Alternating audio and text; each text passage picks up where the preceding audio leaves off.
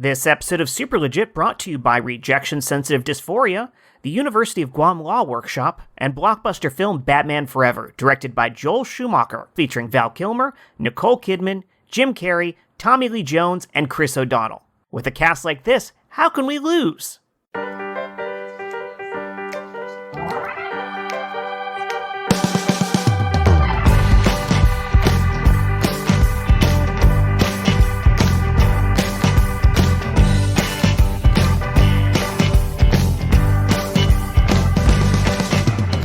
Welcome back to yet another episode of the Super Legit Podcast. I am your host, Jet Kaufman. And I have just the most professional, thoughtful. Is anybody else getting an echo? So cast members around. Here's what I'm going to let you guys know. Jet does have power over editing, so he just has to cut all our tracks out. It's easy as that. It'll be a whole lot less annoying for him, too. I would love to hear an episode where the only track is just Jet. Mm-hmm. Like 60 minutes of Jet, him laughing, him not laughing, him doing like initiations to scenes, and then there's just silence. I'm pitching 60 minutes of Jet to CBS. I think there's no silence. It's most exasperated sighs, I think, from just silence. Yes. Listen, in not too long, it's going to be the Jet Kaufman Smile Time Variety Hour. That was the original name that Josh pitched for this show, and I was like, it's a little much. Like I don't want to just hit them over the head with it. I'm saying Jet and the Jets is a good name for a podcast. No, I remember that we went to Mike, and I was like, Mike, me and Jet are having a fight about the name of the show. We can't figure it out. You're the third party. I want to name the show the Best Show Ever Show, and Jet was like, "Fuck you! It's going to be called what again? The Jet." And the smiles. Jet and the Jetettes? Yeah, that's what happened. And Mike was like, nope. And then that was it. End of story. And then he cut a baby in half. And that's how the Michael Heiman Classic came to be. Yes. That was exactly it. We could not decide on anything, so finally we settled on, fine, we'll just name it after Michael Heiman. As you should. And it was the most popular show in all of history. It was pretty good. As we all know. Yep. There's some merch out there. No contribution of mine. Michael Heiman will not be hosting as his third party. Yeah. So let's kick this one off this week. I've got another good question that Josh Spence sent me a suggestion of something, and I kind of like this one. So I've played with it slightly. Let's throw this toward. Well, Chris Compton's back. So I'm going to toss this his way. Yo. What's a stupid thing you did at probably at least a decade ago that keeps you up at night that you're surely the only person who even remembers? Oh, man. Like, the challenge in this question is the idea that there's only one stupid thing that I did a decade ago that keeps me up. Because my brain is essentially a flip book of embarrassment that is continually going at all times. I can't. I can, if you ask me this question 10 years from now, I will be able to give you a very specific answer. Is this what the kids nowadays call re-triggering?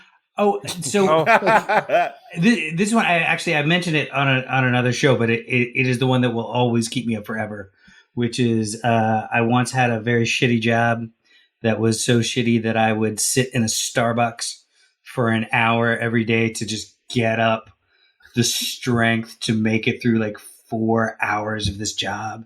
And every day I would go get a drip coffee and the 40-pound sausage, egg, and cheese breakfast sandwich from the Starbucks on Rexford and Pico. And every day I would go in and the barista who I would order from, I'd be like, man, he looks just like this improv guy now. And every day I would go and I would have a cup of coffee. And then Steve and I were doing this show where we did kind of like a mix-up team. So it was a bunch of different groups of people got mixed up. So I was in a group with a person, and he begins doing a monologue like this, but I'm sure briefer and more to the point. And it begins with, I work at Starbucks, and I went, oh no. And I realized that for 6 solid months, every single day I've walked in and gone, huh, you look just like this one guy. And then sat down and then turned to him and then did like the only the only rational thing to do in it, which is immediately confessed to everybody in the room what a terrible person I am. And that will continue to keep me up until I am not able to be up anymore. In your defense, you don't want me in your corner, obviously, because I'm not in anybody's best defense. But dude, I have trouble with faces, meaning that I can't recognize faces. I clock people by the way they sound, your voice, and the way you move. And so, like, people have been amazed, like, when they have their masks on, like, I can tell who they are from behind. Oh, yeah. Like, because I can't see faces, so I understand your pain. And it is horrible when someone comes up and speaks to you, and they're familiar with you in a way that you know they actually know you, and you have no idea who they are because they've changed their hair, and they're not moving. So I'm like, I don't know who you are. I'm sorry. Super. Now, Your Honor, in my client's defense, let me say to you and the good folks of the jury, my client has pled not guilty. But let's say, just for example, he was indeed the man who murdered the victim. Now, Hold on. Your Honor, can I get a sidebar with my attorney, please? I'll allow it. Give it just a moment, Your Honor. Wait, why are we proposing that I might have done this? Well, no, listen. I am in your defense. I am just simply throwing ideas out there. They have to decide this within a reasonable doubt. I am simply introducing the idea of a very, very reasonable doubt. But the reasonable doubt should be on my side of the fence. It seems like you're coming at this the wrong way. The reasonable doubt should be maybe he didn't do it. Not what if he did. Which one of us is a probable possible murderer? Just kidding. He totally didn't do it. Hey, and which one of us graduated from a Guamian law school? Wait, from Guam? University of Guam. I couldn't get into American Samoa. I heard it's a party school. I'm feeling less and less. Counsel, we have another 40 trials scheduled today. Okay, I'm aware. Okay, I'm gonna trust in you, sir. Please. Your Honor, I'm sorry to interrupt, but as a humble juror, can the jurors have a quick sidebar with the other jurors, real right quick? It's not permitted under the Constitution or common law. Aware of that, but I'll allow it. Great. So we're just gonna send this guy to the slammer, right? Like that's can we choose the chair? Can we just send him straight to the chair? Is that an option for us? I think these are the conversations we need to be having. He's already going to be guilty, but like, what are we going to do? Right. Well, clearly I'm voting chair. Okay, chair. Your Honor. As the guy on trial here, are they aware we're in the same courtroom and they're speaking full voice and I can hear them? I'm sorry. Are you asking me to read their minds? Your Honor, I'd like to announce that yes, we can hear them as well. We have nothing to hide. This is a transparent process, and Honor, we're very open about it. This might go back to Your Honor being entirely too permissive, Your Honor. I mean, just because you're the judge doesn't mean that you have to be friends with everybody. No one's going to be offended, sir. If occasionally, when someone objects, you simply say, I will not allow it. Are you gonna sit there and tell me how to do my job? Because I will allow that. Your Honor, I would like to say he does represent me, but him coming at you like this, the anger and vitriol that he's directing towards you does not represent me as a person. So if it were to come down to sentencing, if I were to be found guilty, I would just like that cleared up. I would like to clear the air of any feelings of animosity toward yours truly. As one of the jurors, can I just say real quick that we are absolutely judging the defendant by his attorney, and every one of his attorney's actions, words, and statements just makes me want him to fry a little bit longer. Well, the fact that my attorney has stepped out of the courtroom is really, I guess it's a bonus now that the jury is... Your Honor, can we get a new defense guy for the defense? Excuse me. We're in a court of law. The term is defense person. Sorry. Thank you.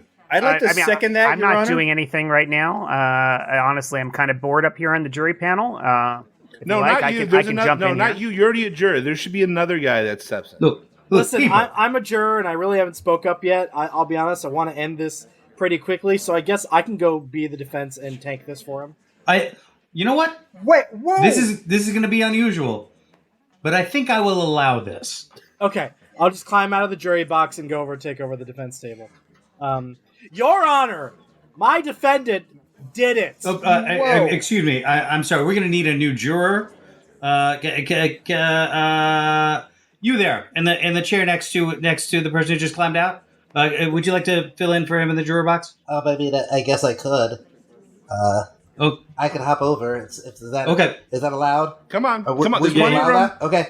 If we don't have 12 jurors, he goes free. We're having steak for lunch. Okay. Your Honor, is it too late? Is it too late to object to a juror selection? It is never too late to object to a jury selection. Dude, Greg. I mean, I think that's the case. I haven't read the law in a while. Greg, we've been sitting next to each other this whole time, Greg. Your Don't Honor, be a dick, Greg. Don't be a dick. Your Honor, this nerd has too much empathy, and I think he will vote in against the defendant. Fuck you, dude. Conviction. I'm not a nerd.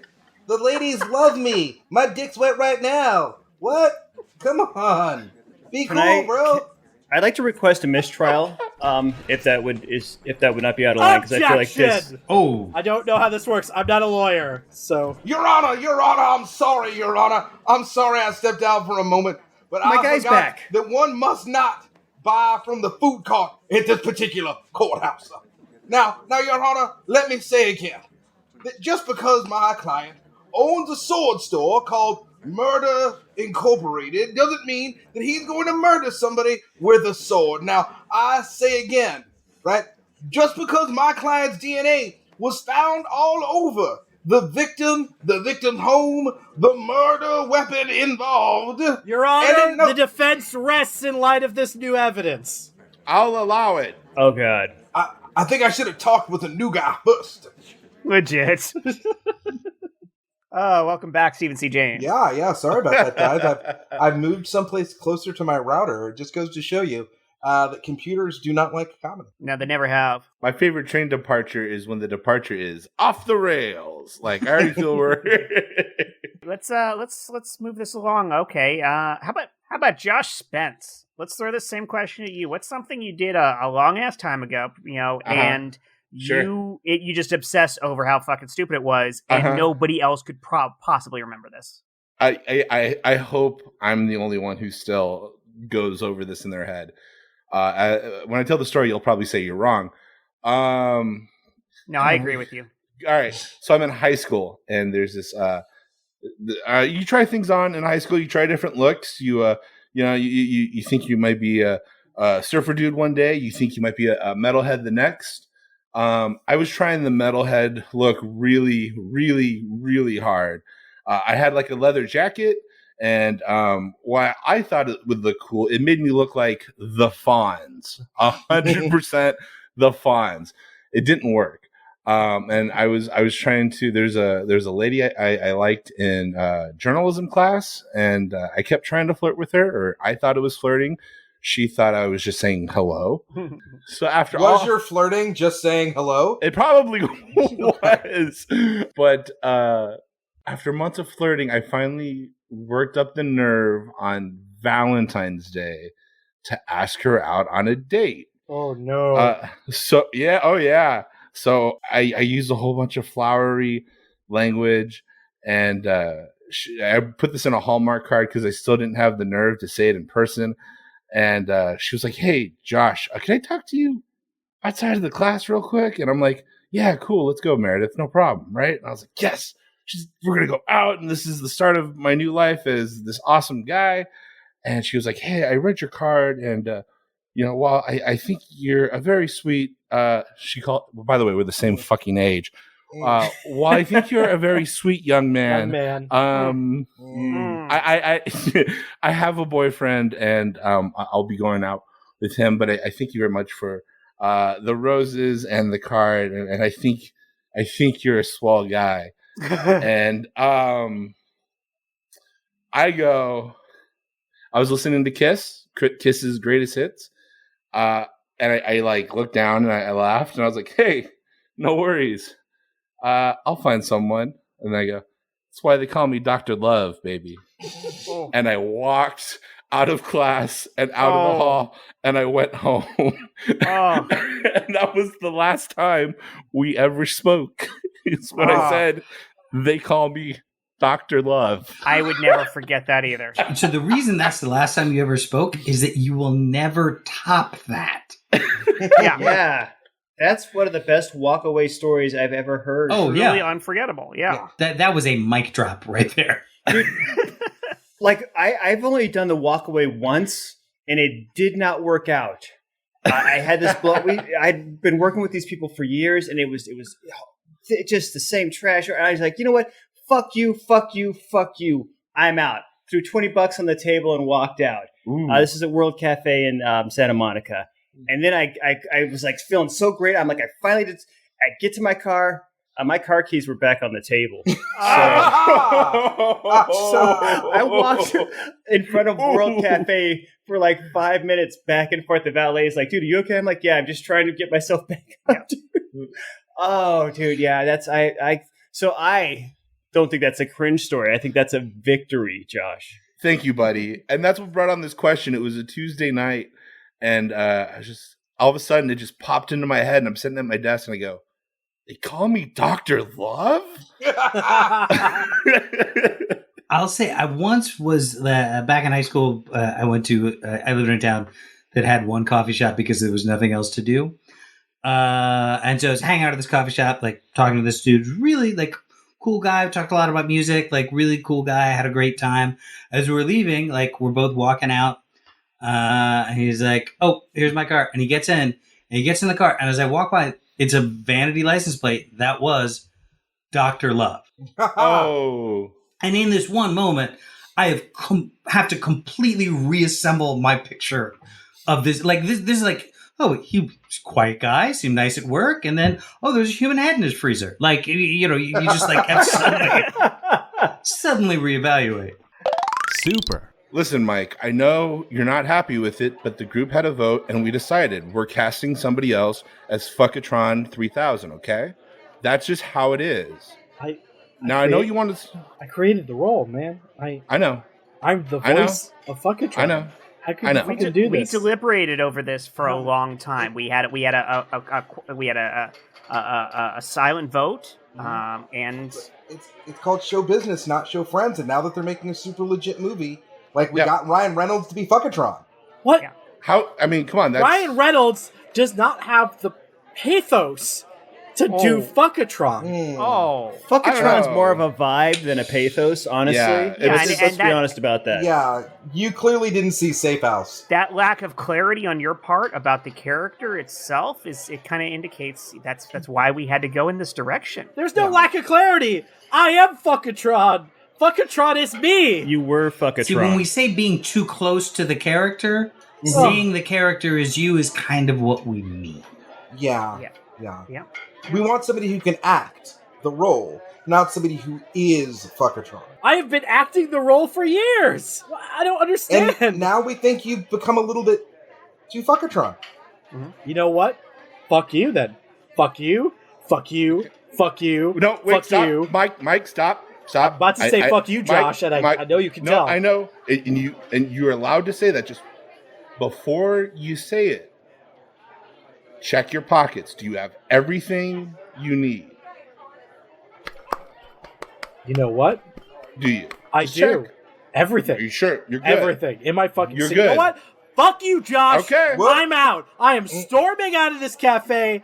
Fuck the five of you. I said fuck you 5 times. To be clear. Fuck You sure you. did. Fuck Yep. you. Fuck That's you. mine. Fuck you. And finally, fuck you, Josh. No. Yep, that's this was mine. for you, Josh. Fuck you. You get named specifically. I get fuck 6. You, Josh. Nice. Oh, okay. No, it's the same fuck you, just emphasized. I'm out. Ooh, okay. So I will say this, Hyman, before you go. No, I'm walking away. I've got everything. I got your medication. You set it down. It fell out of your pocket. I had picked it off the ground. So before you go, I know that recently you got diagnosed with sclerodermia, and I just want to make sure that you got your sclerodermia medication. I know that you said fuck you to me, but I care about you. No. All right? Nope, I care that's about not, you. That's so not mine. Nope, I've got it in my pocket. I've got my sclerodermia medication in my pocket. Okay. I also, I'm 100%, I'm 1,000% confident of that. I'm going to point out that I do have the 4-leaf clover that was passed down to you from your father, passed down to him from his father, passed down to him from his father back in the home country of Lithuania, and it's right here. It fell out of your pocket as well. I've got it, and it's still nicely wrapped, protected. Nope, I'll take care of it. Jet, that's I'll obviously hold on to it for you. No, that's not mine. That's obviously the one that you just found outside in the garden. I have mine in my wallet. I'm so certain of that. I don't need to look to be sure. So, Michael, if I may, look, I know I wasn't even here when you originated the character, so this may seem really out of line for me. But you're going to go ahead. You cannot leave us here because I have Aunt Jemima styled chained you to this table. Check your ankle. You are chained to the table, so you can't leave us. You know what? There's a butter knife here on the table for this wonderful bread at this restaurant. I'm just going to start cutting through my ankle as we continue to speak. Because wait, please try the chain first. I will feel guilty if you harm yourself. No, I know for a fact this butter knife won't get through that chain, but my ankles are weak and fitted. This isn't 127 hours, bro. It's going right through. Nope. No, wait. Let's consider this. Let's do the butter. Let's do the butter instead of the butter knife. Let's slip the ankle. The butter Mr. Boozer isn't has a chained to the table, Shawn Michael. I feel bad about it. You know what? Here's the key. I pushed too hard. Here's the key to the butter knife. Oh god. This is. I don't even feel it because it's just a butter knife. Doesn't even hurt. Guys, it really doesn't seem to be doing anything. So I've got my sclerodermia medication. Sclerodermia. 4-leaf clover, sclerodermia, whatever. Obviously, I know what sclerodermia is. It's really now going to flare up on your ankle, too. It's because I have it. It's very clear to me that you do not have your clover because this is not going well for you. Guys, are you guys not paying attention to what he's doing here? Like he's leaving bits behind. Like his clover is all of a sudden missing. The butter knife, the medication. He's leaving bits behind. He's leaving bits behind, as if it's like an out. It's like an excuse. I say, you know what? I'm keeping the clover. That's my clover now. I am claiming that clover. Can I ask? This butter knife isn't doing it. I'm gonna ask the server for a steak knife, and so I can Garçon, get out of this. Would you please accept the key and just unlock yourself? I feel really bad. I really don't want. This was not how I envisioned this going. And I'll say it's just a loop that's under the. Like if you just lift the table leg out, I'll stand up. It'll come right off. Yeah. No, we can help. I don't want your lift help. the table. Fuck you. Yeah. Fuck St. you. James is Fuck right. you for offering help. Everybody on three. Everybody get a corner on three. Okay, ready? I don't want your help. I don't want your life. 3. Okay, scoot. Just scoot, No, buddy. scoot. You got No, it. no You got it. scooting. You got it. No scooting. Okay. Not gonna scoot. I'll kick it. Not gonna See, scoot. Yeah, kick it. Kick good it. kick. I kicked it. No, You're free. You're free. Okay. Michael, You're free. maybe you can accept help, but ask yourself: WWFD. What would Fuckatron do? That's a shirt. What would Ryan Reynolds do in your situation? Okay. Fuck you. Fuck you. Fuck you. Fuck you. I'm so making that fucking shirt. The shirt is done. That was Josh as the character telling Josh as the producer to make the shirt. Have our fans drop some Fuckatron art for us. Toss them a few bucks. Ray, where you at, baby? Yeah. I'm excited to see the design of Fuckatron because based on the sound effects, there are a lot of working parts, A lot of pistons, a lot of pistons, a lot of grounding for those legs. I'm very excited to see the mock-up. Dude, he's more of a steampunk sex robot at this point. Yes. I see the middle is just like a mechanical bull. It's more like a howitzer cannon. I imagine it's interchangeable parts, especially because it's how it's got to be. It's Fuckatron's pansexual. Yeah, It's an erector set. I'm gonna jump in. Oh wow. All right. Thank Yeah, you. we gotta acknowledge that one. Thank you. Uh, Thank I you. should have just let Let's it all go, take a but I moment couldn't. to show Josh respect. I like that was you. You have taken this conversation about a sex robot down a notch. That's what I bring to the program, guys. I'm remembering because this conversation came up offline before, and I had one that just it was just the moment that really got me. And this was probably exactly a decade ago. Heiman might have been there. Heiman and I were running a theater company at the time, the Red Brick Road Theater Company, with some amazing friends of ours, and it was an after show party that our friend Chris Thompson, definite friend of the show and many of us, was throwing at his apartment. And I think we had we went to one bar, and then we went to another bar before we toddled our way back there. So it's not the drunkest I've ever been, but it's close because I generally haven't drunk a lot. But I was feeling it, and I was having fun and meeting friends of his and really having a great time. We get back to his place, and he introduces me to one of his friends, whose name was Luke. And I don't think this is the same Luke friend that you have, Michael Heiman. There's no way it's not. No? Okay, because I don't picture him in my head as the same person. But It's then again, him. I was drunk, as this comes around to very clearly. So night's progressing, and the doorbell rings, and Luke says, "Oh, I'll get it." And again, let me make clear, I was drunk. But I had this very clever idea of a joke, and I know it was clever. It was a very clever comment that I was going to say. And then out loud, what I said was, "Use the Force, Luke." And Chris Thompson instantly just spins around, almost like, Exorcist pea soup head spinning to me and says, "Dude." Like that was the worst thing any human being has ever said, which is true. It was terrible. He was right to do so, yes. He was absolutely right to do so, but I was also staring in shock and confusion because I know I had a much more clever idea. And whatever came out of my mouth was that instead. And to this day, I have no idea what the more clever idea was. I just know for a fact I was so certain that whatever it is I said was not what I meant, and I was actually trying to say something brilliant and clever and original. Do we file this under lies we tell ourselves? Yes. No, and I accept that reality too. I know I must have been lying to myself in the moment as well, but it just that is what is clearly in my head. And like, I'm the guy, I've met people named Marco, and I've never said polo to them. Liar. I've met people named Mario, and I've never asked where Luigi is. Liar. I get it. But somehow I was so drunk in that moment that I allowed that to slip out. And I'd like to imagine that in like 15 years from now, Jet wakes up in a cold sweat, and he's like, "I hope you have a cool hand."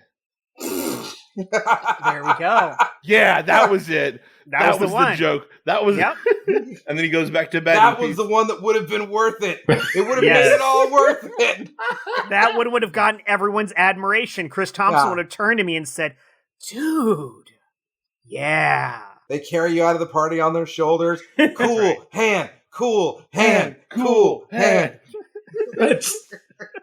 I hope you have a cool hand, Lake. Dang it!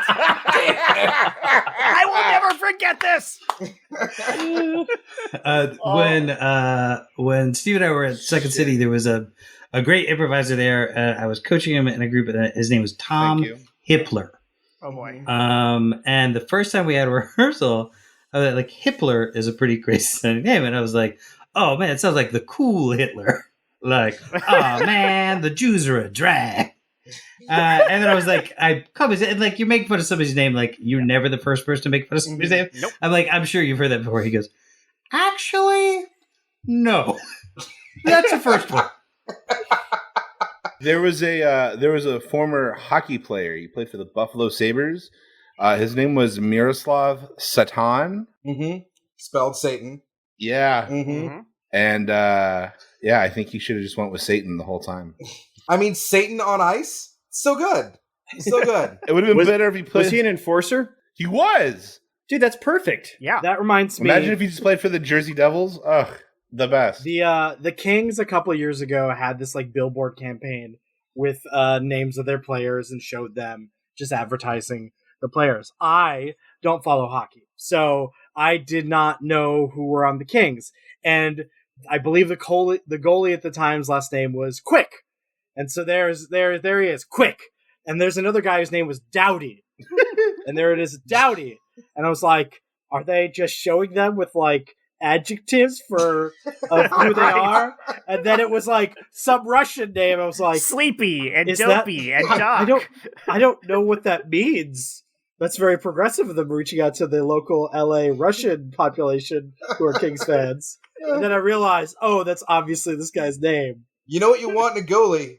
Dowdiness. You want the kind of goalie who's just going to sit around all day on a Saturday afternoon and knit shit. I think you've got one of your ad sponsors lined up for us, don't you, Michael Heiman? I sure do. I would love to hear that right about now. I bet you would. So I'm going to play it. Yeah, he sounds vaguely threatening.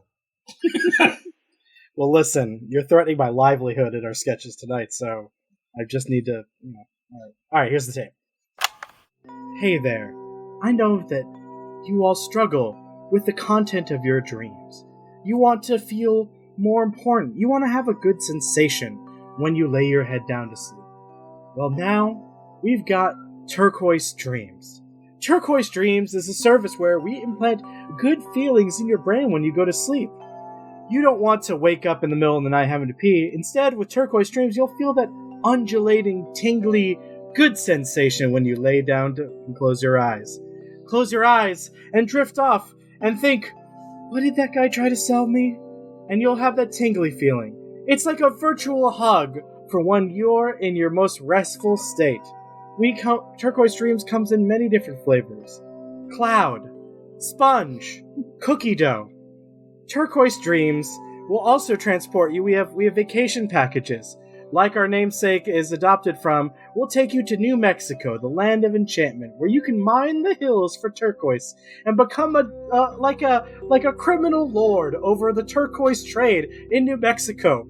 You will lord over all your subjects as a kingpin of the turquoise market.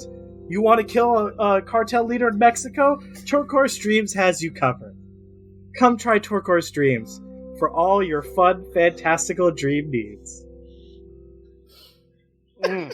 Yeah, that seems like a really great product. It also serves as a great reminder that if you say turquoise enough times, it starts to sound like turquoise. Yeah.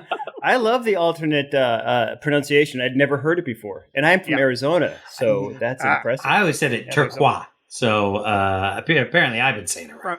You're from French that's Arizona. You're a big hooky. Yeah, exactly. I've only ever seen it written down. Super. Hey, Michael Heiman, please just come into the office, please. Yeah, boss. What's up? Yeah, you don't have to call me boss. That's fine. Actually, I work for you. Just in case you forgot, my name is Colt Brannigan. Me and my associates here, we actually do promotion for Los Angeles Dodgers. Now, okay. Yes, and all right, Cole. Well, what do you want? I just wanted to run some. Spit it out. I just wanted to run something. Yeah, I just wanted to run something by you. You know, this year part of this year's promotion is every single Dodger player has nicknames. You know, you know, like the third base player, right? Justin Turner. Mm-hmm. He's like the Hitman Turner. You know, and we asked for you to submit your nickname, and you've given yourself the nickname of Turd Burglar. Mm-hmm. Why is that? I you know, if I think back to my childhood and think about my fondest memories about the game of baseball, I think about when I'd be playing the outfield, and we were in this run-down old field that wasn't well maintained, and the corner was actually like a pretty like dry patch where a lot of wild dogs would show up and just shit in the corner of this field. Sure. And sometimes, if you know we were losing a lot, I would like casually just grab a turd and slap it on the ball and throw it at the opposing players surrounding the base. Because you know, I'm gonna stop you right. I'm gonna stop you right there, Mike. And so they called me the Turd Burglar, is what I'm saying. I think this is a great story, but like you said like wild dog. Like I think that's feral. I'm sorry, feral is the more colloquial term that I think we're accustomed to. Feral dog. I mean, Jerry, help me out here. I mean, Turd Burglar. I mean, are we going to really publish? It's not Michael? a good name. It's not a Thank good you. name. That's all I'm saying. It's not a good name. I mean, Turd Burglar. What about Poop Smuggler? No, wait, what? I mean, Poop smuggler. I wasn't hiding it from everyone. Everyone knew I did it. I was gonna throw out They knew there, it was me. Shit Stealer. Oh, Shit Stealer. yeah, It's got Shit alliteration Stealer. in it. Okay. So that's two I mean, I that guess, actually like. What about Shit Stealer and Turd Burglar are close, but like even then, they're actually not all that true because it was like free turds, free What poop. about Anyone could have grabbed it. Crap Collector. The Crap Collector. there's Dookie something? I mean, it's just a placeholder, but let's put that on the board too. So Hey guys, you're I know I'm recommending? just an intern here, but can I throw something out here? gosh. What about Yeah. poop pilfer? Oh, pilfer. okay. Poop Pilfer. What do you I'm think trying to about do the that, alliteration. Mr. Heiman? Colt, you've got a whole focus group in your office all of a sudden. Yeah, they were waiting to speak their turn, and now they are. But guys, we're gonna You're the name him team. like Michael Dookie Heiman. Like we're gonna give him Babe Ruth nicknames, like the Pilfer of Poop. Like what are we? You It's guys a are. modern era. I mean, it's the TikTok. Does that really make more sense than the Sultan of SWAT? I mean, what the hell does that have to do with anything? Yeah. What did that ever even You mean? swat a ball? Intern Kevin, what do you think the Instagrammers would like the best? You're the kid. You're the young guy. What would the Instagrammers like the most? Kevin? Kevin, you can talk. It's okay, buddy. Instagram? Or the TikToks? Oh, What? I'm so sorry, guys. I'm sorry. I was on the TikTok. Yeah, put your phone down. Answer the I'm sorry. question. I love my phone. I can't do anything without it. What was the question? So what do you think the kids would like? What's gonna go viral? What's gonna go If he viral? did a dance. If he Oh, did a a dance. So he could be Michael the Dancing Turd Smuggler Hyman? He can be Mama. dancing like he's got poop in his pants. So, Oh, these are or all you good know ideas. what? Stealing But poop from are you someone saying his else's nickname pants and should putting just them in be his a pants. dance? It should just be a physical dance? It should be a nickname? Michael Because that's Poopy amazing. Pants Dance Hyman. Michael Poopy Pants Dance Hyman. Every time he hits a dinger, he does a little dance like his shorts are full. I will be clear. The poop is not in my pants. Not yet. There are no bad The ideas. poop is on Yeah. the ball, in the glove, Hey. going at the other player's heads. It's very important to me that my hands are clean. Yeah, you picked up the poop. Clean hands, McGee. Who's McGee? I was just throwing out ideas. I'm a temp. I'm interning. I'm sorry. I mean, I like it. Yeah, it could work. We'll rebrand you. Clean Hands McGee. Michael Clean Hands McGee. It get the Irish market. The Irish have been an untapped market in baseball fandom for some time. That's why Boston has never had a single baseball fan. True fact. I got the data right behind me on this chart. One data point. 0 baseball fans in Boston. Colt, it sounds like we got this, and this has been a waste of my time. So, can I get back on the field and start throwing shit again? You got to clean hands. See you later, Clean Hands. Peace out, clean hands. Bye, Mr. McGee. Thanks, guys. Off in Bagora. Legit. I'm sorry, I didn't realize I was Kevin. Few people do. So Al, you know what? We'll throw this one to Kevin. How about you? What's a thing that you I like that. Hey, yo, how about you? Yeah, yo, you, Kevin, go. what's You a thing talk that now. you've just never let go that someone else could never possibly have cared about as much as you have for your entire damn life? Everything. Literally everything. Like, I just apologize to you guys about the Kevin thing. None of you could care less, you know? But, like, dude, I started off this is part of the show, but I started off tonight by making sure Steven was good with something I did 2 weeks ago. Yeah. Because here's the thing. I have so much Catholicism beat into me that I know everything's my fault. You know, I have original sin. By virtue of being born, I'm evil. So, so Amen, I know brother. that It is the only way to get Catholicism into you. Or actually, there are 2 ways, but beating it in is the better one. Oh, by far. So I know that everything is my fault, and and so I assume that everybody else has the same problem with me that I have with me. So and dude, I know that nothing matters and we're all inconsequential. And because of that, I want to make sure that I am not adding to the dread that is this world. So anything that could possibly have been a problem, I go back and I make sure that everybody's okay with it. And I discuss stuff and mine is worse because I go back and relive something with someone that they had no idea was a problem. And I'm like, are we good with this? And they're like, I don't know what you're talking about, dude. And I'm like, well, here's what happened and I tell them my perspective. And they realize, dude, I didn't you're even, a monster. Yes. I had no idea that happened. Super. Hey, you don't remember me, but about 25 years ago, you were an usher at the Regal Cinema 7 at the Richland Mall.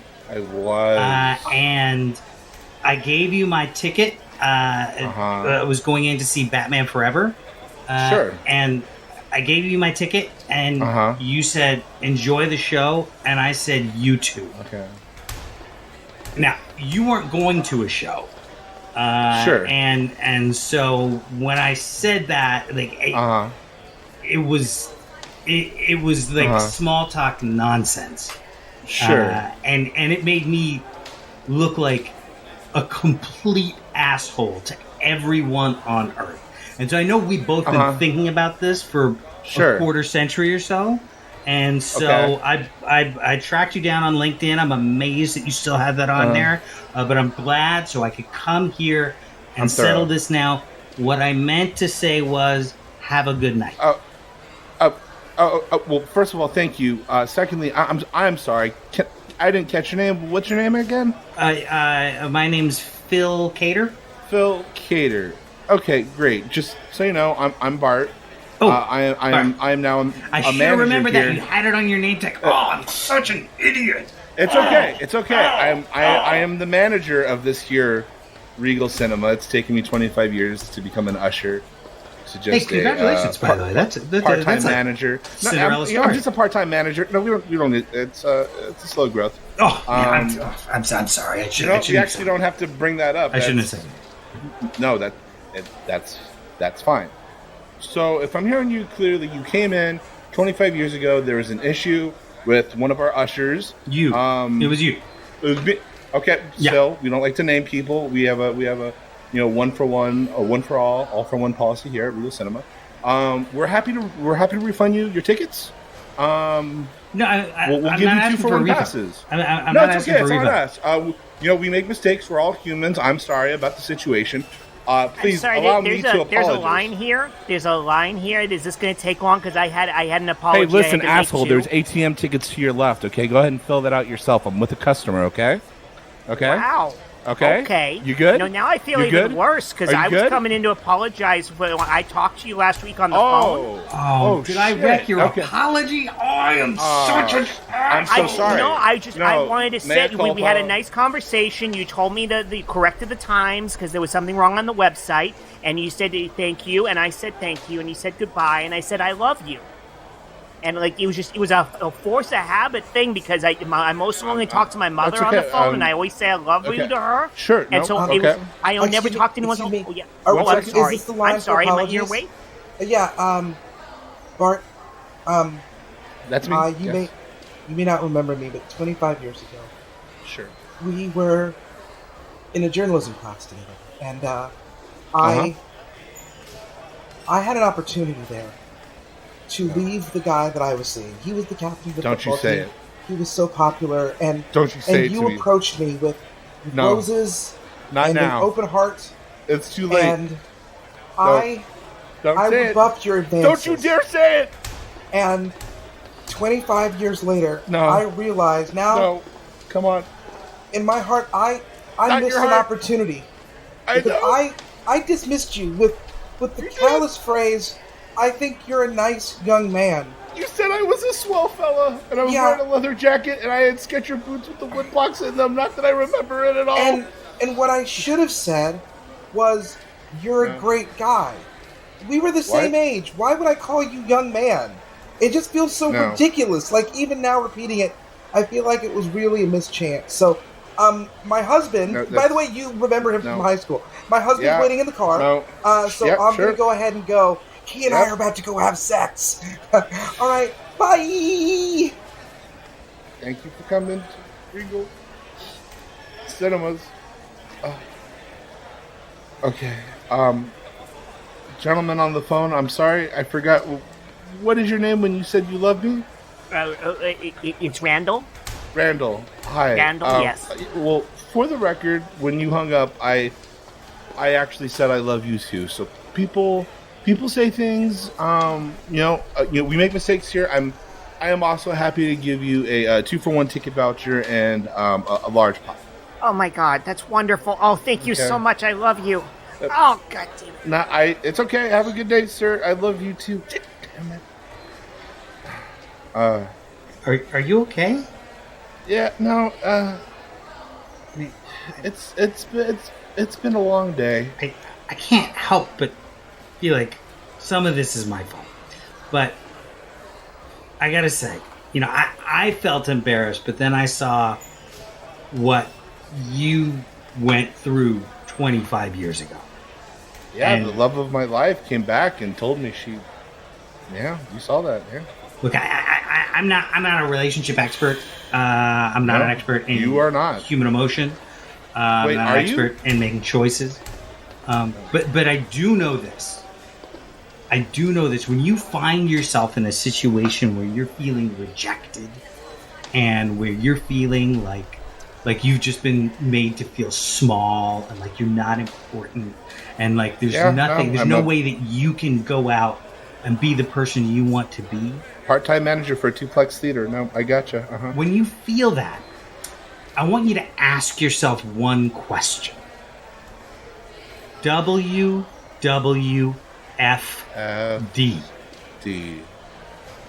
What would Fuckatron do? Legit. Oh, dude. We're going to hammer that shirt into the market. Does anything good ever happen? Does anything good ever come after, I think you're a nice young man? Yeah. Oh my gosh. We're going to keep your resume on file. Yeah. It does sound like you're being dumped by a librarian in 1958. I think you're a nice young man, but we've decided to go in a different direction. I'm racking my brains, but yeah, I don't think anything good comes next. Yeah. Well, so I had an English teacher in high school who had I grew up in the Deep South, and he had an accent that is like the most sort of bust it out. I'm just gonna interrupt here real quick. Mm. You saying the Deep South made it sound like the philosophical South, like the South that thinks and considers things. They've considered things. They just haven't landed on the right side. But his voice, his name was James Gasquet, and that was his voice. His voice, and so he was a great English teacher. He's a great English teacher, but he had the most had a very sounds like these small town gay Southern man, which he was not. He'd been married for 50 years. But he was such an English teacher that he used to get drunk and watch the Errol Flynn Robin Hood on PBS and not gay. And quote along with it at all. So anyway, my friend Jay and I went to go see. He lived down the street from my family. We went like a year after we graduated high school, and we stopped by to say hi because you're still having trouble separating. And anyway, he was really happy to see us, the students that come by, and he was telling us about he'd taken like a class at the university, like a literature class at the university, that he had to like partner up with somebody in the class, but that's not how he said it. What he said was, over the summer, I became involved with a young man. And my friend Jay and I are sitting there, and we know that if either of us looks at each other, it will be the Nagasaki explosion. We will detonate, like fission will happen, 6 miles of radiation. Mm-hmm. And we sit there just I think my fingerprints are still in his table. from trying not to laugh that hard in that moment. Dude, I think seeing a live, real version of Cat on a Hot Tin Roof would be amazing. I feel like you didn't appreciate this. I'm always wowed by when you meet someone who really comes from an area where that accent, like you've heard the accent on television and you thought it was terrible acting, and then you meet a person in real life. Yeah. Oh my God, that's a real accent. I have a client who I'm just leaving now as I'm changing jobs. I've been with them for over a decade, and their main office is in Atlanta. And occasionally, someone on the phone from their Atlanta office has one of those accents that's like, "Oh my God, what cartoon character are you?" Yeah, and they're awesome people, brilliant people, and yet it's just it's that freaky thing in the moment where you hear this voice that you've only heard out of stereotypes in cartoons. It's like, oh my God, yes. That was ridiculous, what I had in my head for this, because apparently it's a real person and I'm talking to them. yeah. Or when you're at a party and you hear like some young lady talking and you think someone's doing like a bit from a sketch and you turn and you're like, no, that person's that drunk. That's how they talk. Yeah. Yes. When I was in high school working in the box office of the Pasadena Playhouse, and my mom was the manager, she was my boss, and there was another guy who must have been in his 20s, moved to LA to be an actor. He had that voice. His name was Chuck. And I remember one day, like, I was there working, and then I was going to be done, but I was going to do my homework. He's like, make sure you do all your homework. And I was like, okay, yeah, fuck you, dude. Cool. You're, like, a couple of years older than me. And then later he was like, I was serious. Have you gotten your homework done? I'm like, what the fuck are you telling me? You're not my dad? Who the fuck are you? My mom hated that guy, too. Because he kept trying to get out of shifts to go to audition. She's like, I'm never going to hire another actor ever again. Speaking of never hiring actors again, Michael Heiman, let's put this question up to you. Same deal. What's something you said a long ass time ago that you just cannot let go of? This is very hard because honestly, every embarrassing thing I've ever done, I have never been. There's always been a friend there with me who will never let me forget it. Every embarrassing thing. I don't know if I've ever done anything that's true. so embarrassing that someone has not watched and continued to remind me of for the next 20 years. If it's not when I was in Chico with friends and we got so drunk I peed on a bank, they remind me of that. If it's not casually just going to get ice cream. I need to hear the physics. Yes. You peed on a bank. Were you on top of? How big was this bank? No, we were just Cut to that. Cut to that. No, we were just out about in the town, drunk as fuck, in Chico, which is a party town. A lot of great places As to you go are. during. Yeah, sure. And we were walking the street, and there was some like, I don't even remember, some local-ish bank. And I was like, I had to pee on this bank. It actually weirdly started a string of peeing on banks. I got three when words we were for out you. drunk. Trickle down economics. Oh, very nice. Legit. Or like casually with friends getting ice cream at Stone Cold in Sherman Oaks, and it's my turn. I'm like, yeah, okay, I want a banana and Reese's penis. And they're all witness this Freudian slip where I asked for penis in my ice cream. No, you asked for monkey penis specifically. Also, That explains something that I've always wondered about. And then also you called it Stone Cold as opposed to Cold Stone. Did I really? So are you thinking about wrestler penis this whole time? And that's the bottom line because Monkey Peter said so. I have been watching a lot of wrestling, like documentaries and shows. Not actual wrestling, but the stuff around wrestling lately. Because that's much cooler. It's more interesting, honestly, right now. The one weird thing about getting older is like the people that you were in kindergarten with like are suddenly people in power.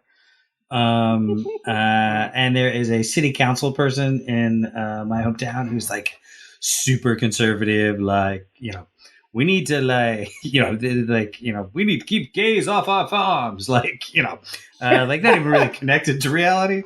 But like that's who he is to most of this town. To me, he's that guy who once got in trouble for shitting in a sandbox. I want to see that political ad. Super! I just want to thank everybody who cast a vote for Joshua P. Spence as your 49th President of the United States. Here! Thank you. Don't blame me. I voted for Kaufman. And anyways, I want to establish that I am going to be the most open and honest president that's ever existed. If you have a question for me, Mr. President, I have an answer for you. The one in the back. Hello, Eric Washington of the Washington Post. No relation. Nepotism. No relation. I don't. Yes, sir. Can I get to another reporter? Damn it! I missed my question. Mr. President. Thomas, Los Angeles Times. All right, let's go back to Mr. Washington from the Washington Post. Okay, I'm Thank sorry. you, sir. Thank you, Mr. President. Thank you, Mr. President. Mr. President. No questions too personal. Nope. Mr. Washington has the floor. Mr. President, we've heard several rumors that have not gone away. Really? Regarding your behavior in several sandboxes. It was not a one-time incident. It's a thing. It's what I'd like to do when no one is looking. Sometimes you'll be on your morning run and you have to go. And this is currently still going on. I mean, as much as 10:24 a.m. Left a fudge cruddler, in the sandbox. So. You gotta go where you gotta go. Thank you, Mr. President. Mr. Angeles from the Los Angeles Times, yes. Mr. President, a quick follow-up question about I believe you used the term, let me flip through my notebook here, fudge cruddler. Yes, that's what I used, fudge cruddler, yeah. Not to discredit your journalism instincts, sir, but why was that 4 pages back when he just said it? It was literally the last thing he said. Yeah, let's put the question to you. I was recording tone of the responses to the other people in the room. Not all of us lean on our dads to get our jobs as a reporter. Some of us actually have to fucking write, Eric. So I'm sorry, don't Mr. be President. mad at me. Don't be mad at me because I am who I am. Guys, because of who I am. Mr. President, Chattanooga, Tennessee of the Sacramento Bee. I have a question. That doesn't follow the game. I have a question. There is security cam footage of you urinating at an ATM at the Bank of America in Sherman Oaks. Chattanooga, you get in here. You're not leaving this town. You're not leaving this town. My father ran the Chattanooga Express newspaper. His father ran the Chattanooga Express newspaper. And goddammit, you're gonna run the Chattanooga Express newspaper. God damn it, Daddy, Tennessee is not big enough for me. Sacramento, get in here. Sacramento, I built this paper for you. I built this paper to stay in the Bee family.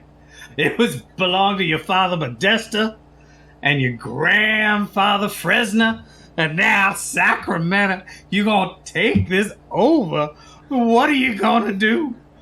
No, Daddy. What are you gonna do? Daddy, I'm going to Al Jazeera. I gotta just follow my bliss. Al Jazeera. Why don't you just grow up and become a clarinetist? Was that an option? That's the least valuable profession I can think of. So, Mr. President, do you have a comment on the urination video of you at the ATM at the Sherman Oaks Bank of America?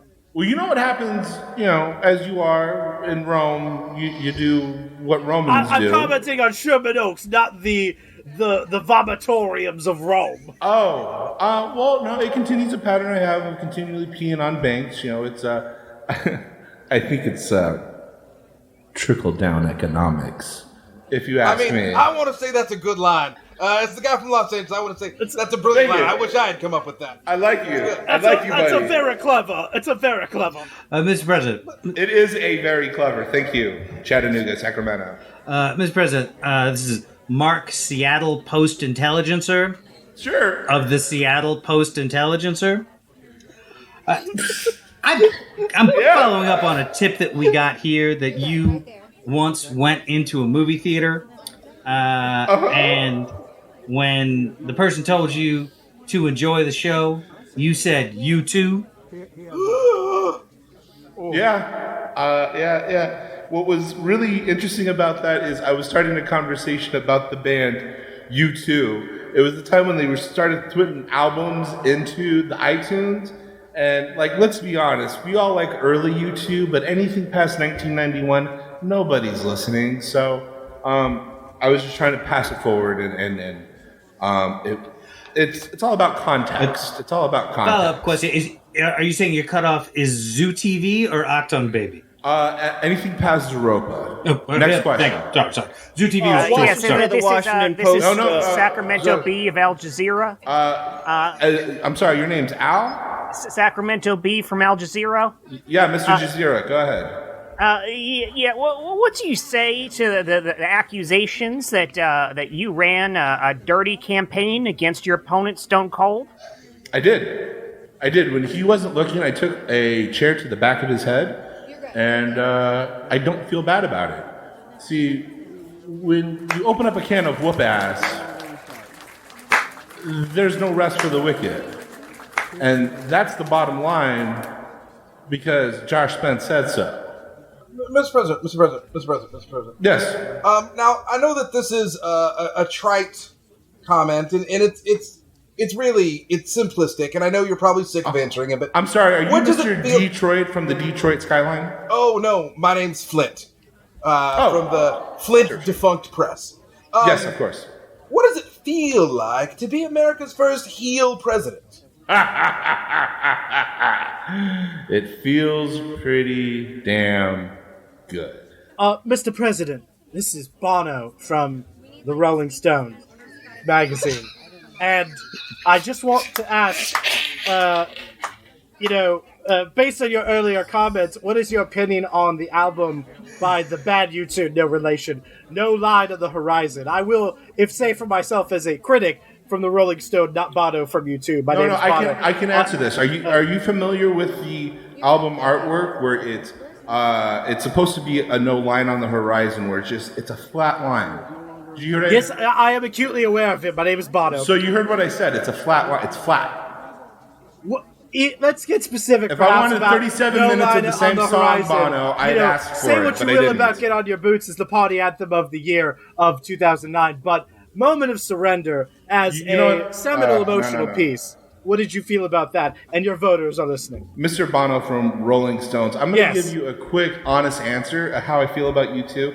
I used to love U2 back in the day. I thought the Edge was an amazing guitarist until I saw him in the documentary It Might Get Loud, where he was playing this wow, wow, wow awesome riff, and then he took off 15 million pedals, and he was like, I'm really just doing this. Blink, blink, blink, blink. Lost all respect for the man. Next question. Sir, Indiana Jones of the Ohio Plain Dealer. The Ohio State? Yes, the Ohio State Plain Dealer. Okay, great. Yes, we've merged with the school because the school is basically a feeder for the NFL, and who makes more money than the NFL? Because, as you know, the printed word is a dying medium, so we had to find funds from somewhere. So I took so many donations from the them. NFL. Yeah. I'm sorry, sir? Oh, I took a whole bunch of donations from them on the down low. I said it'd be a secret. I said it'd be Heels never stop healing. Mr. President? Mr. President. Mr. President. No, I'm still here. I'm just sitting in my wallow for a minute. Oh, sorry. My name is Max Achusetts from the Boston Robbins Herald. We merged with the company. Yeah, man. I'm in. What's up? Yeah, I have a question about the way that you are characterizing late era U2, whereas you're completely ignoring late era REM. Guys, are you saying that late era U2 is good, is bad, while Monster and Forward is even listenable? I'll take my answer off the air. Mr. President. I'm sorry. Sure. As Bono, I need to interject. One at a time. There's plenty of You bits for consider everyone. Monster and Forward as late era REM? There are easily 5 to 10 more albums after those two. I'm sorry, I'm off the air. I can't add any more information. This is Bono again. I relinquish my time. My name is I'm newspaper. Once the lineup of the band changed, it's no longer REM. Honestly, once that aneurysm happened, even though the bass player didn't die, the band did. Are you speaking of REM or Everclear? REM. Who cares about Everclear? I forget the guy's name. It started with 2 B's. More like REM. Mr. President, my name is Eric, first-time caller, long-time listener. Yeah, you're on the air with the president. So, why did everything... We got the news on the 2s and the 12s. Hit it. We all love REM, but didn't the wheels fall off the bus after feeling gravity's force? Let's be honest. Look, if I could have traded Feeling's gravity's force to the Mariners for two minor leaguers and a future pick in 2027, I would have. That's just me. But I'm not the general manager of the United States. I'm just the president. But yeah, Baba Booey, Baba Booey, Baba Booey. No, come on. Legit.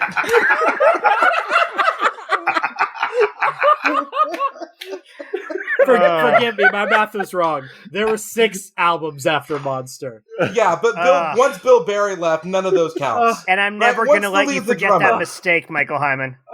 And there were 38 REM albums. Come on. Oh my god. Baba Booey is the chef's kiss on the end of that scene. I was waiting to come up with an excuse to come in from the LA Express. Can we, yeah. But, I loved being president, but the thing I loved more than being president was being a late night sports talk show host. Like, I don't know if you saw me change characters. I was trying to be the president, and I'm like, yeah, you're on late night. Oh, jeez. All right, last one up here. Stephen C. James. We haven't gotten to you yet. Let's bring it home. What's the thing that you just cannot let go that everyone else did? Okay, so there are many, many mistakes. One that I thought I was thinking about was there was a woman that I was seeing. We were moving in together. We moved into the apartment, and I forgot to set up the electricity. So 3 days into us living there, all of a sudden, all the power goes off on a Friday morning. And I was like, whoops. But I gotta say, that's not even one, because it's just that wound up being a funny story. These are those things where it's the things that eat at your heart, and I mean, there are a ton, so many, right? Because I think that's just the way our brains work, where we get to that level of anxiety. So it's I think honestly, it's every time I've ever had small talk with anybody, because one of the things it keeps coming up. I feel like this is if one T-shirt, the Michael Heiman T-shirt says "What would Fuckatron do?" I feel like the Stephen C. James shirt would be and then therapy helped. Because I used to beat myself up about that stuff all the time, but now it's I can do small talk now, and every time I ever had to do small talk with somebody, I would walk away, and that person would walk away being I guess they also toasted cheese. And I'd walk away thinking, another enemy made. Oh no, what have I done? Yes. Yes. No, I feel that one very personally, because absolutely it's the small talk in particular where all of the dumb mistakes come out. And it's it's anytime I reference, say, a celebrity or a movie or a TV show and I say the wrong one. And then I'm the stupidest person in all of history for getting that reference wrong, because clearly they think I'm an idiot. I said the wrong thing. They know I said the wrong thing, and only a complete moron would have gotten that wrong. I have one. I have one that cost me money. Here we go. Woo. All right, so attaboy. I was on a game show in 2014 called The Chase. Right, it's a trivia show. It's back now. Yeah, it's back with the Jeopardy guy. So I'm on the show, and the premise is they ask you a bunch of questions at the top, right, and then you battle their big genius guy, and then there's a thing at the end, right? So at the beginning, they're asking you these rapid fire questions, boom, boom, boom, boom, boom, and the last question I get, right, it's a time thing. You got to go as fast as possible. Last question I get is who is, and I'll ask this to the group. If you know it, shout it out. Who is the person that started the Sierra Club? Joe Namath. John Muir? Oh, yeah. It's John Muir. Michael Heiman got it. It's John Muir. I'm pretty sure it's Joe Namath. I would like to go ahead and also point out, I did not know the answer. Since 1999, I have been a teacher at a school named John Muir Middle School.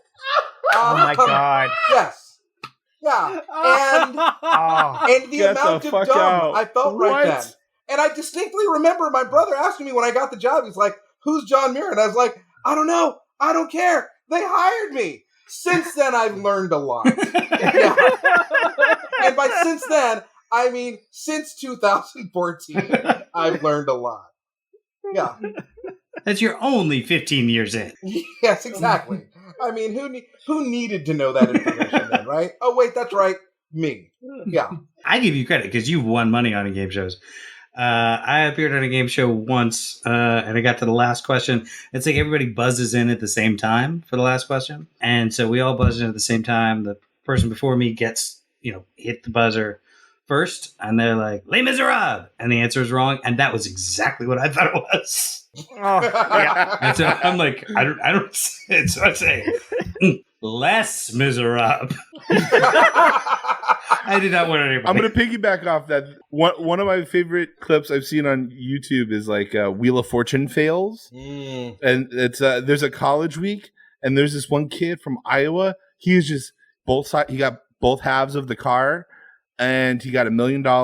He had everything on this one run. And he goes, I'd like to solve the puzzle. Pat Sajak goes, all right, he's going to solve the puzzle. And he goes, mythological hero Achilles. Oh, I remember that. Yeah. The next person goes, mythological hero Achilles?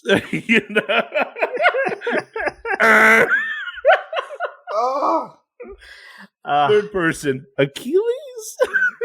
Yeah. Yeah. Yeah. See, that's the thing is I have all of these random gaps because people consider me intelligent despite having met me. But Not I everyone. have all of these random gaps. And so I am terrified of going on a game show. Like I have people tell me you absolutely should go on a game show. Who? I'm Who like, says this? well, I auditioned for The Chase recently. Someone actually recommended me for that. Someone else who had auditioned for it and they liked him is they asked him, hey, recommend people who you think would be great for the show. And he recommended me and I went ahead and auditioned for it and I did just as poorly as I expected to because in that moment, it's like my recall. Oh. Yeah, I know a whole bunch of stuff, but I do not remember it in the moment I need to know it. There's a running gag in our house because we were at a friend of mine, a friend of ours. She's been on several games, so she was on Wheel of Fortune. She crushed it. She was awesome. It was crazy. She was so good. But she and I have both been on game shows, and there was at one point where the guy who's now her husband, we're at brunch together, and she and I were talking about our experiences. Because she was actually on The Chase before me. And so we were talking about it, and Corey was like, maybe I should go out for that show. And she, absentmindedly says to him, oh, you're not game show material. And Jen and I look at each other like, oh, shit. And, to them, it's meaningless. But every time around the house, one of us makes a mistake, the other one will pat them on the shoulder and be like, it's okay. You're not game show material. Last year, I was on a game show, but it was one that didn't require me to know fucking shit. I was on Let's Make a Deal. Yeah. Ooh, nice. I didn't have to know anything. That's up my speed. You literally have to know nothing. I was asked no trivia. I had to draw something, and then someone picked it as being better than the other one, so I won $1,000, and then I just didn't choose the other thing. And that was it. But how do I get in on this? Years ago, I auditioned for a game show called Temptation, which was it's not how it sounds. It was like a trivia-based game show, and I guess they offer you different packages. I didn't get on it because I was too good. I was in this audition, and they had us sit in this front row of this conference room at the Hilton around the corner from my apartment. And they asked a trivia question, and someone buzzed in before me, and I was like, okay. And then I buzzed in first before everyone else on all the remaining questions, got them all right, and then after I was such a dick. Afterwards, I was like, "Do you guys want to buzz in?" And they were like, "This guy's too good. No way he can be on this fucking show." You know what? I assume that about most of my auditions is that so I didn't book them is because I was too good. Super. So, I'm going to open up the Lamb's Book of Life here, Michael Heiman. Wow, you ran a kids camp, and you're mayor of the city. You lived a humble life until you're 115, where they have a city holiday named after you. I've talked to my fellow angels here. we're gonna have to pass. We're gonna have to not let you into heaven. You're just too qualified. What, Peter? What? And we don't want you to take either. Look, I'm the right hand man to God, and like you're clearly overqualified. You could have my job right now. I mean, no, you can't. That's why. Just take it as a compliment. Hey, How you doing? Hey, we'll take you downstairs if you're looking for someplace to go, huh? We'll take you. We'll take you. Come on, we'll go. Come on, let's go down. I don't. I'm sorry, Devil. Peter. Whoa. Hey, just so you know, we'll take you in purgatory. See, plenty of options. Dude, that place is dead. You don't want nothing to do with it. Did you apply to a safety afterlife? I mean, you couldn't have just applied to heaven. We could take you, or maybe not if you want. If no, limbo is like maybe it's an option. Maybe if I don't know. It's just I'm just throwing it out there. Limbo's like going to purgatory state. If you come to purgatory, we've got TV. It's just only after they let Ted McGinley join the cast. Hey, I'm a big fan of Married with Children, so I could go with that, but good to know. You like being warm? You like being warm? You like hanging out with rock stars? We got lots of them down here. Come on. Peter, I'll be honest. As an agnostic, I didn't think any of this was going to happen. To be fair, I joked a lot about how hell would probably be a cooler place. But knowing it's real, I honestly don't want to go to hell. And if I'm overqualified for heaven, shouldn't I just be in heaven? Well, if none of those places work for you, we'll take you in Macon, Georgia. Where does that fit on the heaven to hell scale? So if heaven is a 10 and hell is an 8, we're 2. It's worse than hell? It goes heaven, purgatory, limbo kind of sandwiched in together. Hell. That's fair. Hades, extra Hell and Hades limbo, are 2 different places here? the other 7 levels of hell. Hell come back up again because it's got kind of like 2 the Christian flaws. gods and the Greek gods, Right, and Dante's Inferno. And then it's just sort of infinite dark, like what atheists believe. And then Macon, Georgia. Is Macon, Georgia still on Earth? Would I be alive again? Okay, Mike. I'm. You know what? I can't see you going to any of these other states of being. Thank you, Peter. Thank you. But here's the deal, though. If you think you're so high and mighty and you're you said overqualified for heaven. That's what you said. That's what you said. Your words. I'm just using your words. I'm gonna let you talk to the big boss. See if you can take his job. I don't want it. Cut to the holiest of holies with God on his throne. Hello, Michael Heiman. Hey, God. Why you seem pretty tired? It's just it's been a long couple millennia. I gotta tell you, I'm not. Look, I don't know why I'm open. Well, I guess because you're such a good person. I'm a listener. Go on. Look, God's having a full day. He recently just got dumped. Oh. Yeah. You want to tell me about it? Oh. Yeah, go ahead. Tell him about it, God. Okay. It's okay. It's not your fault. You are a cool dude. You are Dr. Love. I went on a little strong. I absolutely did. I thought, it's just an ethereal being beyond our plane, and I was taking a community college with her. We were in the same class together. I felt like it was time for me to just kind of bone up on a few subjects, because when you're at the higher level like this, you don't look at the little stuff. But I'll be honest, God. When I talk to people back home in life, they really, it sounds like you've missed the little things a lot. So it's good you're doing that. Oh, thank you. No, I felt good about it. So but yeah, it's just gorgeous woman. Hard to even specify, honestly, because again, ethereal being. No, he's underselling it. He was the calendar editor for the school newspaper. I was. Come on, God. Absolutely. Come on, God. You know how to run that calendar section. I put. That's the thing. Surprisingly mediocre for an all-powerful being. I put her on the front page of the newsletter, and I said, you're my everything. You're my moon and my stars. You're my eternity. I want to be with you forever and ever. Amen. She wasn't into a second coming. Is that what you're saying? that's about it. She came around to me and she said, it's sweet, it's adorable, but a young god such as yourself and me, it would never work. God, listen, I think you should just go for it. If you're into her,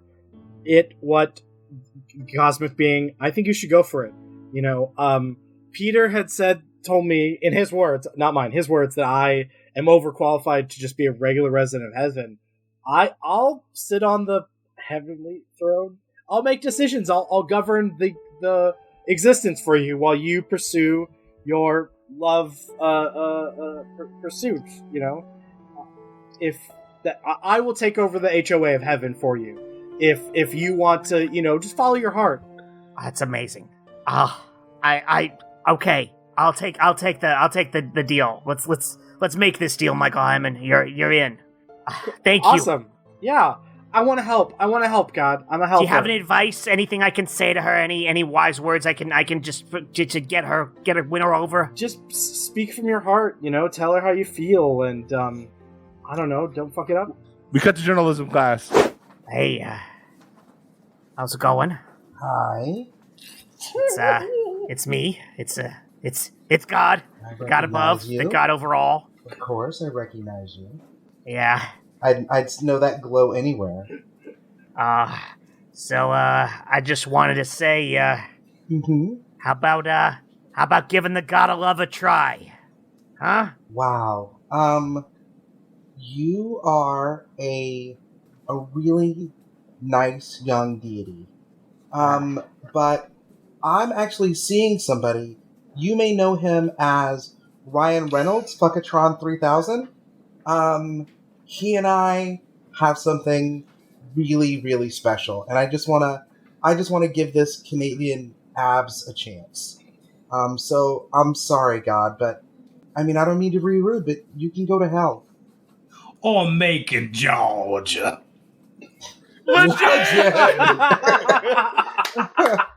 And on Macon, Georgia, I think this episode of the Super Legit Podcast has come to an end.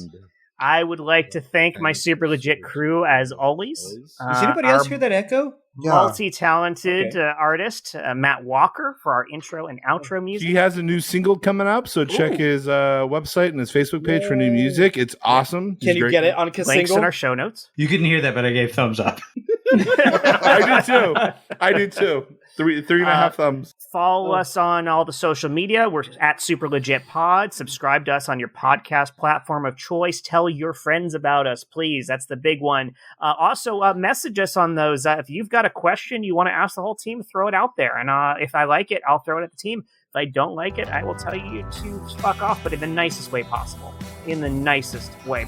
Oh, I can't wait to see that. All right, that's it, guys. I love you all, and this was a wonderful show as always. Yeah. Get some rest, Allie. We miss you, Chris. Yes. But we should start recording now, right, Jet? Yeah, go ahead, Josh, and start recording right now. I don't believe anything's on. Oh, my time. I kicked the door on its hinges just so I could move on. Oh, oh,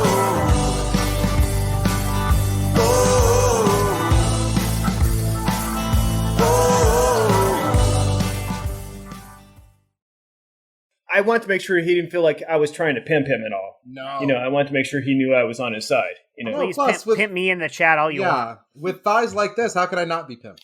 I mean, come on. There's our episode name, and we haven't even started recording. We got it. Good night.